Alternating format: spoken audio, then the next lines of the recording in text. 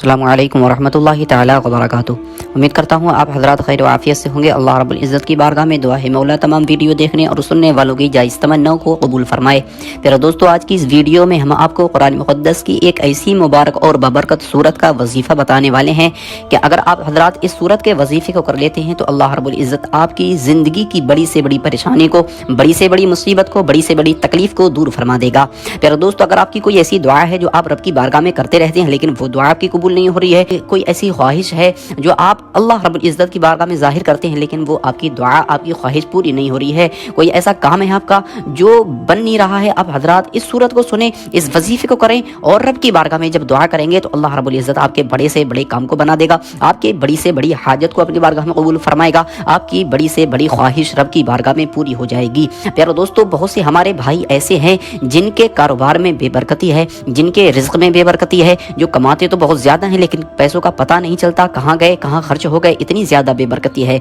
वो हज़रात अपनी ज़िंदगी का मामूल बना लें कि वो इस सूरत को रोज़ाना सुना करें। अल्लाह रब्बुल इज़्ज़त सुनने की बरकत से उनके कारोबार में बेपनाह बरकतें अता फरमाएगा, इस कदर बरकतें अता फरमाएगा कि आप हज़रात सोच नहीं सकते। आप हज़रात ने कभी सोचा नहीं होगा कि मेरे कारोबार में, मेरे पैसों में इस कदर भी बरकत हो सकती है। प्यारे दोस्तों, बहुत ही ज़्यादा पावरफुल और बहुत ही ज़्यादा मुजर्रब ये सूरत है। ये हमारे और आपके अकाबिरीन का तजुर्बा है, हमारे और अकाबिरीन का आजमाया हुआ वजीफ़ा है। अब हज़रात इस सूरत को ज़रूर सुने और अपने किसी काम के लिए भी जाएं तो इस सूरत को पहले सुन लें, उसके बाद जिस काम के लिए जाएंगे अल्लाह रब्बुल इज़्ज़त आपके उस काम में आपको कामयाबी अता फरमाएगा और वो काम आपका बन जाएगा। प्यारे दोस्तों, सूरत को सुनने से पहले आप हज़रात से एक छोटी सी इल्तिजा है कि अगर आपने अभी तक हमारे चैनल को सब्सक्राइब नहीं किया है तो चैनल को अपना समझ के सब्सक्राइब करें। अल्लाह रब्बुल इज़्ज़त की बारगाह में दुआ है मौला हम तमाम को अपने हिफ्ज़ व अमान में रखे और हम तमाम की हाजतों को, हमारे कारोबार में बेपनाह बरकतें अता फरमाए, हमारी ख्वाहिशों को कबूल फरमाए। आमीन सुम्मा आमीन। दोस्तों, चलते हैं सूरत को सुन लेते हैं। अऊज़ु बिल्लाहि मिनश शैतानिर रजीम, बिस्मिल्लाहिर रहमानिर रहीम।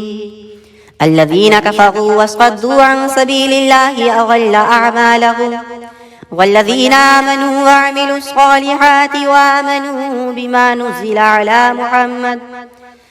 नुज़िला अला मुहम्मदिन वहुवल हक़्क़ु मिन रब्बिहिम कफ़्फ़र अन्हुम सय्यिआतिहिम व अस्लह बालहुम ज़ालिका बिअन्नल्लज़ीना कफ़रू इत्तबउल बातिल व अन्नल्लज़ीना आमनू इत्तबउल हक़्क़ मिन रब्बिहिम कज़ालिका यज़रिबुल्लाहु लिन्नासि अम्सालहुम फ़इज़ा लक़ीतुमुल्लज़ीन कफ़रू फ़ज़रब अर्रिक़ाब हत्ता इज़ा अस्ख़न्तुमूहुम फ़शुद्दुल वसाक़ फ़इम्मा मन्नन बअदु व इम्मा फ़िदाअन हत्ता तदअल हर्ब औज़ारहा ज़ालिका वलौ यशाअल्लाहु लंतसर मिनहुम वलाकिन लियब्लुव बअदकुम बिबअद वल्लज़ीना क़ुतिलू फ़ी सबीलिल्लाहि फ़लन युज़िल्ल अअमालहुम सयहदीहिम व युस्लिहु बालहुम व युदख़िलुहुमुल जन्नत अर्रफ़हा लहुम या अय्युहल्लज़ीना आमनू इन तंसुरुल्लाह यंसुरकुम व युथब्बित अक़दामकुम वल्लज़ीना कफ़रू फ़तअसल लहुम व अज़ल्ल अअमालहुम ज़ालिका बिअन्नहुम करिहू मा अंज़लल्लाहु फ़अहबत अअमालहुम अफ़लम यसीरू फ़िल अर्दि फ़यंज़ुरू कैफ़ कान आक़िबतुल्लज़ीना मिन क़ब्लिहिम दम्मरल्लाहु अलैहिम वलिलकाफ़िरीना अम्सालुहा ज़ालिका बिअन्नल्लाह मौलल्लज़ीना आमनू व अन्नल काफ़िरीना ला मौला लहुम इन्नल्लाह युदख़िलुल्लज़ीना आमनू वअमिलुस सालिहाति जन्नातिन तजरी मिन तहतिहल अन्हार वल्लज़ीना कफ़रू यतमत्तऊन व यअकुलून कमा तअकुलुल अनआमु वन्नारु मस्वन लहुम वकअय्यिन मिन क़र्यतिन हिय अशद्दु क़ुव्वतन मिन क़र्यतिक अल्लती अख़रजतक अहलकनाहुम फला नासिर लहुम अफ़मन कान अला बय्यिनतिन मिन रब्बिहि कमन ज़ुय्यिन लहु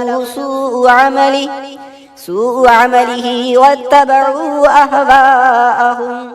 مثل الجنة التي وعد المتقون فيها أنهار من ماء غير آسن وأنهار من لبن لم يتغير طعمه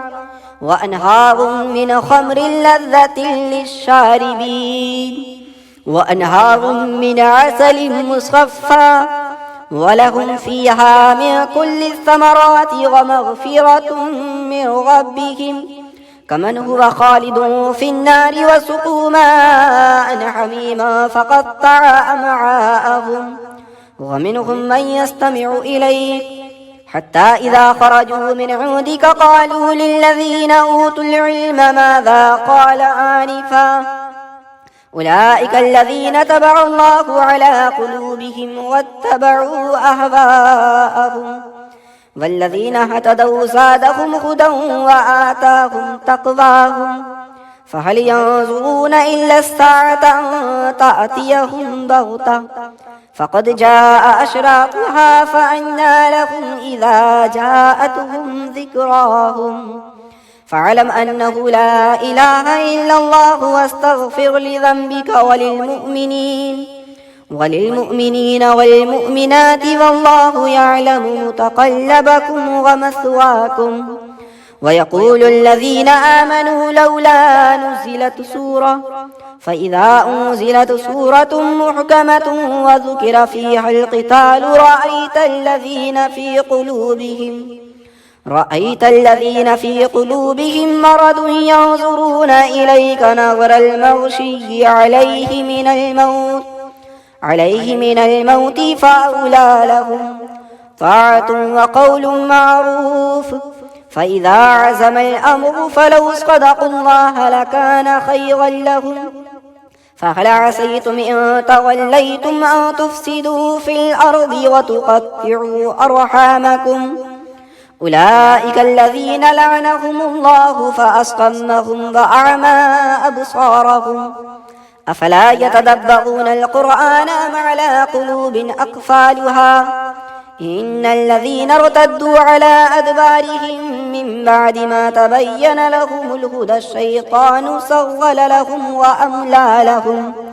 ذلك بأنهم قالوا للذين كرهوا ما نزل الله سنطيعكم في بعض الأمر والله يعلم إسرارهم فكيف إذا توفتهم الملائكة يضربون وجوههم وأدبارهم ذلك بأنهم اتبعوا ما أسخط الله وكرهوا رضوانه فأحبط أعمالهم. أم حسب الذين في قلوبهم مرض أن لن يخرج الله أضغانهم ولو نشاء لأريناكهم فلعرفتهم بسيماهم ولتعرفنهم في لحن القول والله يعلم أعمالكم ولنبلونكم حتى نعلم المجاهدين منكم والصابرين ونبلو أخباركم إن الذين كفروا وصدوا عن سبيل الله وشاقوا الرسول من بعد ما تبين لهم الهدى لن يضروا الله شيئا وسيحبط أعمالهم. يا أيها الذين آمنوا أطيعوا الله وأطيعوا الرسول ولا تبطلوا أعمالكم إن الذين كفروا وصدوا عن سبيل الله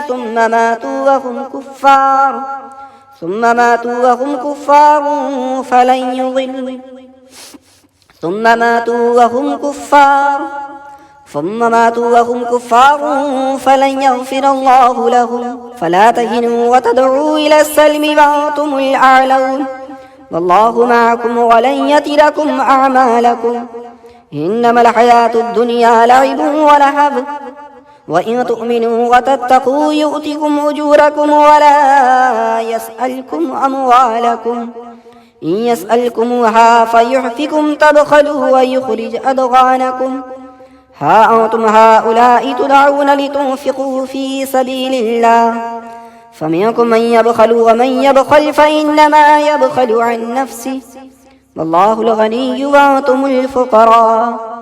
وإن تتولوا يستبدل قوما غيركم ثم لا يكونوا أمثالكم صدق الله العلي العظيم.